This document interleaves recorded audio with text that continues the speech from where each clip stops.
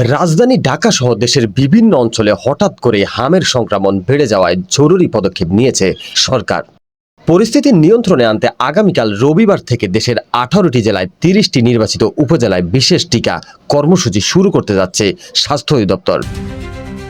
শনিবার সকালে স্বাস্থ্য অধিদপ্তরের সমন্বিত টিকাদান কর্মসূচির কর্মকর্তারা বিষয়টি নিশ্চিত করেছেন। মূলত সংক্রমণের উচ্চ হার বিবেচনা করে প্রাথমিক পর্যায়ে এই 30টি উপজেলাকে অগ্রাধিকার দেওয়া হয়েছে। ইপিআই সূত্র থেকে জানা গেছে, বিশেষ কর্মসূচির আওতায় 6 মাস থেকে 5 বছর বয়সী প্রায় 12,03,267 জন শিশুকে টিকা দেওয়া হবে।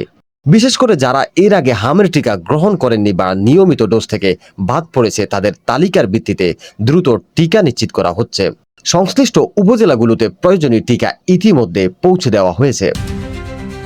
স্বাস্থ্য কর্মকর্তারা জানিয়েছেন, হাম একটি অত্যন্ত ছোঁয়াচে রোগ। শিশুদের সুরক্ষায় নির্ধারিত সময়ে টিকা দেওয়া সবচেয়ে কার্যকর উপায়।